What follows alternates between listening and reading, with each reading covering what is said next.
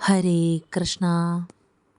ആഗ്രഹസാഫല്യത്തിനായി ഗുരുവായൂരപ്പന് ഈ വഴിപാട് നേർന്നോളൂ, ഫലം ഉറപ്പാണ്.